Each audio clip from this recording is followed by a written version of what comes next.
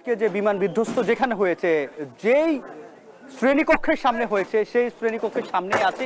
আপনাকে একটু দেখাতে চাই যে এখন পর্যন্ত এখান থেকে সামনে থেকে যে বিমানটি অপসারণ করা হয়েছে, তবে যে শ্রেণীকক্ষ সেই শ্রেণীকক্ষ আসলে কিছুই নেই, সবই এখানে শ্রেণীকক্ষে চেয়ার টেবিল যা থাকে কিছুই এখন কিন্তু নেই।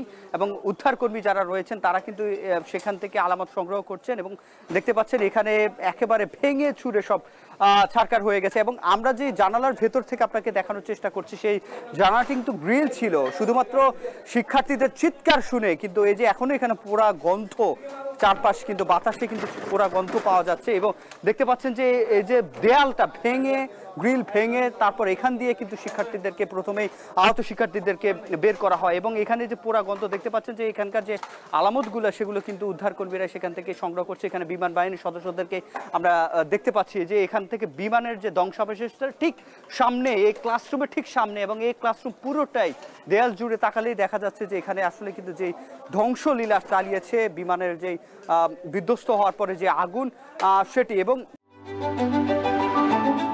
Hire Google TV, endless color, smart living.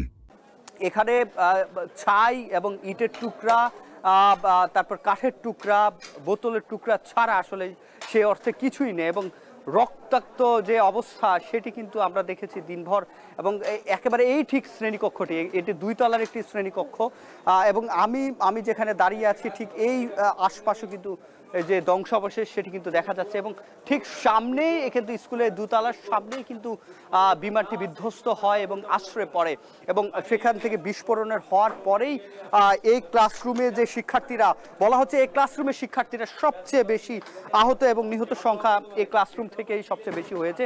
দেখতে পাচ্ছেন বিমান বাহিনী এবং উদ্ধারকর্মী, আমরা অন্যান্য যে সদস্যদেরকে তাদেরকে দেখতে পাচ্ছেন। এবং তারা যে পোড়া যেগুলো ধ্বংসাবশেষ যেগুলো রয়েছে সেগুলো বের করছে। দেখতে পাচ্ছেন যে এখানে পোড়া যে অংশটি, তার মধ্যে আমি একটা জিনিস একটু দেখাতে চাই যে এই যে এটি একটা কাঠের বোর্ড, এই বোর্ডে দেখা যাচ্ছে যে এটি আসলে পুরে ছারখার হয়ে গেছে। তাহলে মানুষের যে ওই যে কোমলমতি শিশুদের অবস্থা কি হয়েছে, এটা কিন্তু এই যে একটি বোর্ডের অংশ এবং চেয়ার টেবিলের অংশ যদি দেখেন, এই যে দেখা যাচ্ছে চেয়ার টেবিলের অংশ পুরে কিন্তু ছাই হয়ে গেছে এবং খণ্ড খণ্ড হয়ে গেছে।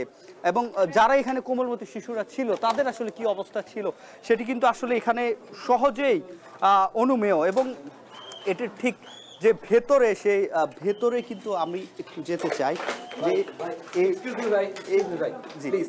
জি জি আমরা এখান থেকে দেখাচ্ছি। জি জি আমরা এই যে এখান থেকেই যদি বলি সেক্ষেত্রে দেখা যাচ্ছে যে যেহেতু এখন উদ্ধার কাজ চলমান এবং এখানে ধ্বংসাবশেষ যেগুলো রয়েছে সেগুলো থেকে আলামত সংগ্রহের যে চেষ্টা সেটি কিন্তু এখানে বাহিনীর যারা সদস্য রয়েছেন তারা করছেন। তবে আমরা এই মুহূর্তে যে দেখতে পাচ্ছেন যে ধ্বংসাবশেষগুলো দেখা যাচ্ছে একেবারেই সবগুলো ভেঙে ছুঁড়ে খণ্ড খণ্ড হয়ে গেছে। আপনি এখানে যে একটি ক্লাসরুমের শ্রেণীকক্ষের যে একটি কাঠামো থাকে, এটি দেখলে আপনার হয়তো মনে হবে কোনো একটি পরিত্যক্ত বাড়ি।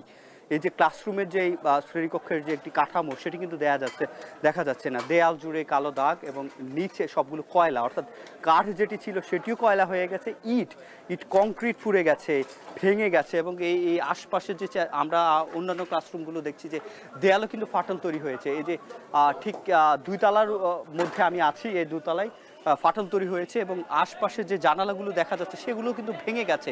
এবং কিছু জানালা ভেঙে কোমলমতি শিক্ষার্থীদেরকে উদ্ধার করা হয়েছে। এবং আমরা দেয়াল জুড়ে ফাটল দেখছি, যেন এটি একেবারে একটি বিভীষিকাময় যে একটি অবস্থা। এবং ধ্বংসাবশেষ যেটি সবসময় যেটি আমরা বিভিন্ন যে যুদ্ধ বিধ্বস্ত যে অবস্থা সেটি দেখি। এবং সেক্ষেত্রে এখানেও কিন্তু আমরা সেরকম একটি যে প্রতিচ্ছবি সেটি কিন্তু আমরা দেখছি। এবং এখানে যেহেতু যে উদ্ধারকর্মী যারা রয়েছেন তারা সর্বোচ্চ চেষ্টা করছেন এখান থেকে যে আলামতগুলো সংগ্রহ সেগুলো। কিন্তু এই যে শ্রেণীকক্ষ ধ্বংসস্তূপ হয়ে গেছে এবং গাজা এবং যে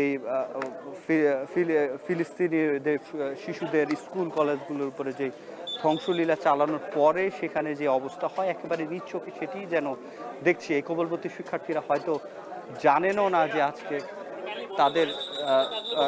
তাদের ভাগ্যে সেটি কি ছিল। এবং আমরাও সেটি আসলে দেখানোর আমরা চেষ্টা করছিলাম। এবং যেহেতু সেনাবাহিনী এবং অন্যান্য যেই আইন শৃঙ্খলা বাহিনীর যে সদস্যরা সেটি, এবং এটি ছিল আমাদের কাছে এখান থেকে সবশেষ।